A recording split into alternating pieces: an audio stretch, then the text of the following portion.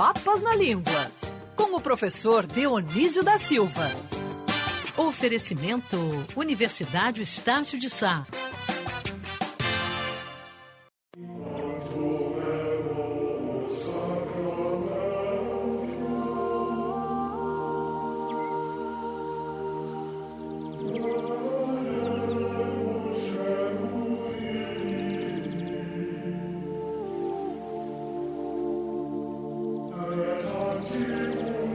Professor, não quero nem falar. A gente pode ficar só ouvindo aqui.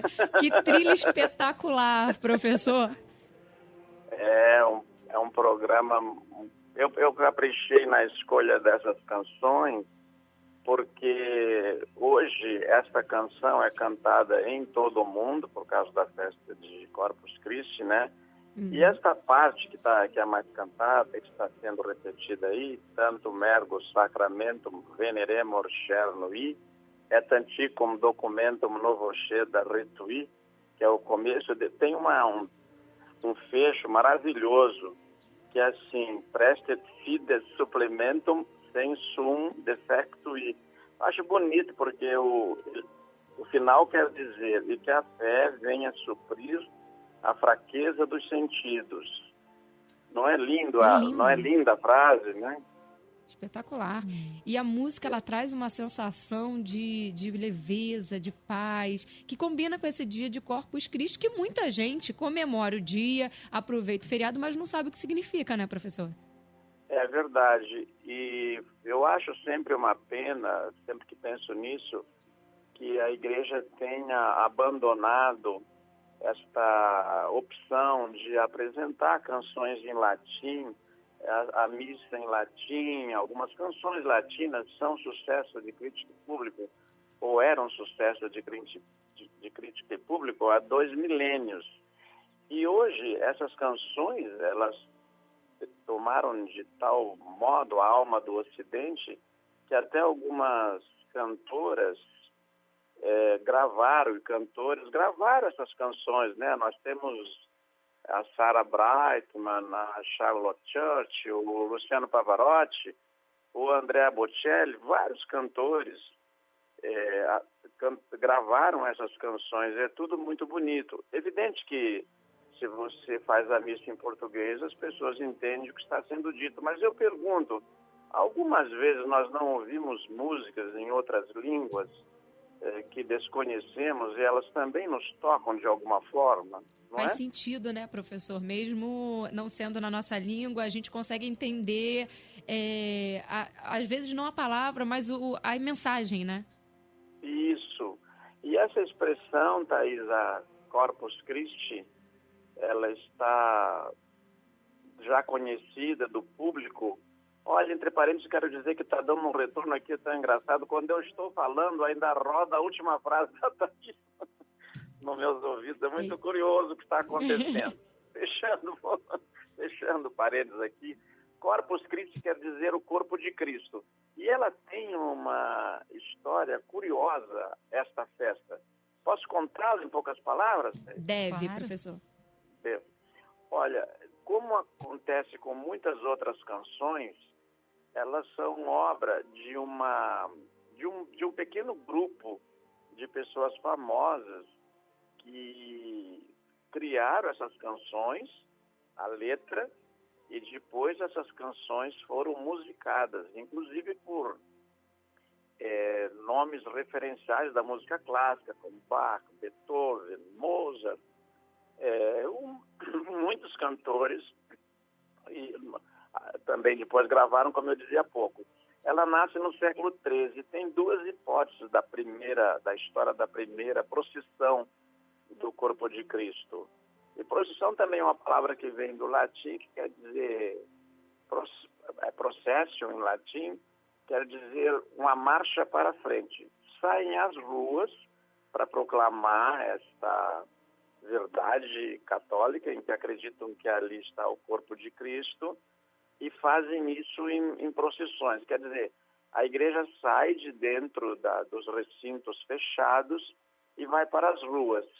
Quem fez a maioria dessas canções, então, foi Tomás de Aquino, que é filósofo, foi Santo Ambrósio, que foi quem fez a paz com o imperador romano, Teodósio, que doou para a igreja todos essas sedes, episcopados, dioceses, paróquias. Sabe, menina, são todas palavras que vêm assim do grego ou do latim, ou então vieram do grego e passaram para o latim. Essas canções, então, vão ser cantadas nas dioceses. Diocese é uma administração do Império Romano que se baseou no modelo de grego. É mais ou menos assim o que seria hoje o Estado. Daí eles levam essas canções para as paróquias. Paróquia também é uma palavra que veio do grego, passou pelo latim, e quer dizer assim, representação no estrangeiro. É mais ou menos uma embaixada. Quando essa festa surge no século XIII, ela surge porque uma noviça chamada Juliana, belga, da cidade de Liege, ela diz a um cônego também uma palavra latina que vem, é uma palavra do português que vem do latim canônicos, aquele que cuida do cânone, da organização da igreja, da diocese, da paróquia. E ele vai, então, ela conta para esse cônego que se tornaria uma figura muito famosa mais tarde, que é o Papa Urbano IV. É ele que, no século XIII, institui a primeira procissão de Corpus Christi. E que hoje é uma grande tradição, né? Aliás, a gente estava falando mais cedo de várias que estão acontecendo agora pela cidade. Olha, Maíra, aqui no interior de São Paulo e Matão, as procissões de Corpus Christi, a procissão de Corpus Christi todos os anos torna a cidade uma outra cidade. São cerca de 80 toneladas de enfeites nas ruas, em geral é com pó de serra, não é? Sal. Isso, que as pessoas caminham ali, vêm multidões das cidades vizinhas e desfilam isso. Mas uma curiosidade é que esse tanto mergo sacramento, tão cantado, que quer dizer um tão grande sacramento, ele é uma pequena parte de uma canção maior.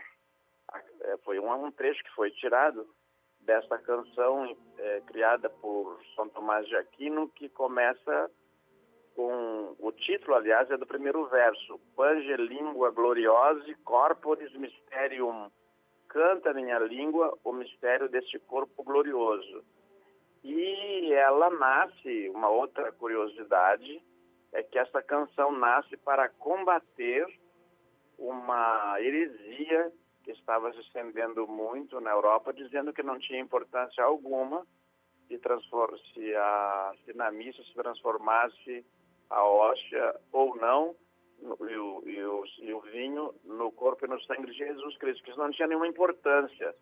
E essa heresia foi elaborada de uma maneira muito sofisticada pelos cátaros, aqueles mesmos que, segundo os evangelhos apócrifos, tinham preservado e acolhido a Madalena, que era uma discípula de Jesus, quando ela desaparece dos evangelhos, que segundo alguns historiadores, ela foi parar.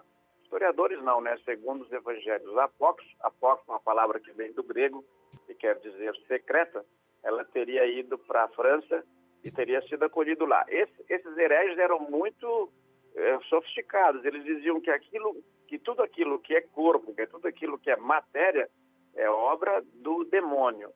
O espírito que é obra de Deus. Então, não seria necessária a Eucaristia. E daí a gente vem falar um pouco também de outras duas palavras, que é a coisa do sagrado e do profano também, né, professor? Muito bem lembrado. O sagrado, ele tinha um significado na antiguidade muito diferente do que tem hoje. Por exemplo, a gente olha o Senado romano, outro dia falava disso com o nosso querido Boechat. A gente olha o Senado romano, o modo como os senadores estão vestidos, o modo como eles falam, a oratória, a retórica, as roupas que eles usam e o lugar em que se reúnem tem assim um caráter todo religioso. Esse sagrado não era assim exclusivamente, como é entendido hoje, uma coisa de religião, era sagrado. Sagrado é aquilo que não pode ser tocado, pelo qual você deve ter respeito, qualquer coisa, seja pessoa, instituição, ideia, isso é sagrado. E com o tempo ele foi se consolidando apenas como um caráter religioso. Em oposição ao sagrado, ficou o profano. Lembra da canção da Gal Costa, Vaca Profana? Sim. Muito bem adjetivada, não é? Uhum, é verdade. Uma coisa assim, profano é aquilo que está fora do templo. Então tem o templo, tem aquilo que é fora do templo. Mas o templo não tinha só um sentido religioso, tinha um sentido de sagrado, porque a função de senador, por exemplo, era uma função sagrada.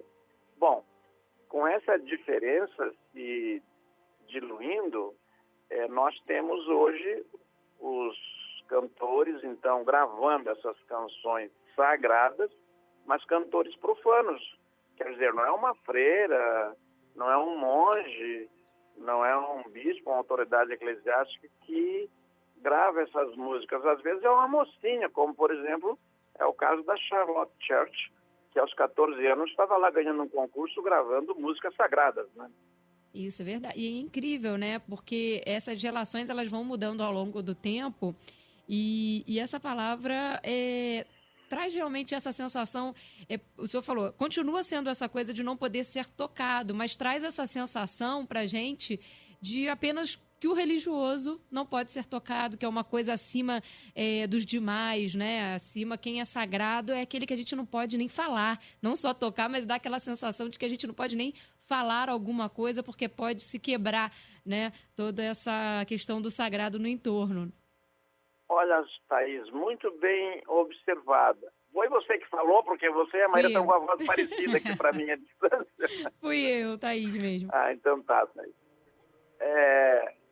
Foi muito bem observado pelo seguinte: quando esse sagrado é necessário invocar, ele se torna necessário ser invocado, acontece assim no inconsciente esse apelo assim a uma coisa que não pode ser tocado, né? Por exemplo, a pessoa diz assim, não, quarta-feira o meu futebol é sagrado, eu vou lá jogar, não é? É verdade. A minha cachaça é sagrada, eu vou beber. Ou então, o meu descanso das horas tais, às horas tais, é sagrado. Inclusive, às vezes, está capitulado em leis, não é? De um determinado horário a outro determinado horário, não se pode fazer barulho, por exemplo. Que às vezes também não é tão sagrada, porque hoje a barulheira está geral, não é? É verdade. E, professor, essa questão, o senhor falou dos tapetes, né? Que, por exemplo, São Gonçalo, aqui na região metropolitana do Rio, a gente estava trazendo a informação direto de lá, porque tem o maior tapete da América Latina. Essa tradição, ela veio de quando já? De muito tempo também, desses primórdios da tradição de Corpus Christi, ou foi ao longo da história? E da onde vem também tapete, né? No começo, Thaís, não se fazia a procissão sob tapete. A procissão era feita na rua, se saía, às vezes quase sempre, aliás, eram ruas que não eram calçadas, as ruas passaram a ser calçadas, claro, ao longo da história, mas houve muitas vilas sem calçamento nenhum. E esses tapetes, muito bem observados, provavelmente em São Gonçalo, não sei, eles estão estendidos sobre ruas calçadas, não é? Sim, exatamente. Mas ele já vem de uma... Quando se coloca esses tapetes sobre o caminho, às vezes eram só desenhados no chão da terra. E em cima desse chão da terra, ruas então não calçadas, eram colocadas flores, não só pó de serra e tal, não é? Coisas sustentáveis, mas também flores, palmas, porque era considerado, e sempre foi considerado assim, que o lugar por onde pisa alguém importante, ou o lugar onde pisa alguém que não é importante, mas no momento importante, deve ter um cuidado. Então a gente olha, havia, por exemplo, há poucos anos, eu achava uma delícia entrar numa certa companhia aérea aí, porque você andava sob um tapete vermelho, você sentia em Hollywood, não é? Hoje em Ou dia é agora difícil. para mais um Oscar, né? Ela ia fazer só uma viagem. E esse tapete é uma palavra que vem do latim tapes, da declinação deu tapetis, tapetum, mas o latim tem casos, e se formou ao longo do tempo para designar esse tipo de fazenda, não é, de tecido, que você usa para ou forrar a casa, é chamado também carpete, não é? Exatamente. Mas tal como ele é usado na procissão do Corpus Christi, o nome é tapete, porque pode ser que não seja de lã. E carpete é uma palavra que já veio do francês, carpete, que já é um tapete, é claro, mas em geral ele é feito de uma manta assim, trançada de lã. Olha aí a curiosidade. Jamais. Vou pisar nos tapetes agora de uma forma diferente, professor, no tapete e no carpete. Agora eu vou falar direito também para não errar. E, professor, a Marta Gonçalves mandou uma mensagem para a gente falando que, olha, por favor, pede para o professor repetir o nome dessa música que a gente está ouvindo no fundo, que abriu a participação do professor, porque é maravilhosa e ela quer também conseguir ouvir essa música outras vezes. O senhor pode falar para a gente de novo? Claro, como chama a nossa ouvinte? Marta Gonçalves. Então para a Marta Gonçalves, especialmente para ela e para todos os ouvintes da Band News, não é? Essa música se chama Tantum Ergo Sacramentum. Mas se você procurar, quiser ouvir no YouTube com várias versões, é bom também escrever Pangelíngua, só Pangelíngua. Se você põe Pangelíngua, Panja, como se está falando, o latim não é estranho para um falante da língua portuguesa, porque é nossa mãe, não é? O português veio do latim. Quer dizer canta língua, pangelíngua. Se colocar assim, as três palavras iniciais, pangelíngua, gloriose com S de sapato, vai ser mais fácil de achar. E se puser os dois versos iniciais, pangelíngua, gloriose, corporis, mysterium, daí sim, acha mesmo, vai direto lá. Tem em francês, tem em latim, tem em inglês. Essa canção é cantada em todo o mundo há quase 800 anos, né? Incrível, professor. Então é com ela que a gente vai encerrar a participação de hoje. Muito obrigada. Foi uma honra hoje conversar com o senhor aqui na programação. A honra foi minha, me senti aqui um bendito fruto entre as mulheres. Hoje tivemos a participação especial da Laura Ferreira. Então, uma beijoca para a Maíra Gama, medianeira e nume tutelar desse programa, porque depois ela providencia a remessa do áudio para mim, viu, Thaís? Tá vendo? E uma beijoca para a Thaís, a quem devo um almoço, né? Só tem um, não é possível, né, Thaís? É verdade, professor, temos que marcar isso, porque já não tem jeito, hein? Tá bem, um beijo para vocês e até de repente. Bom feriado. Um beijo. Obrigado, igualmente.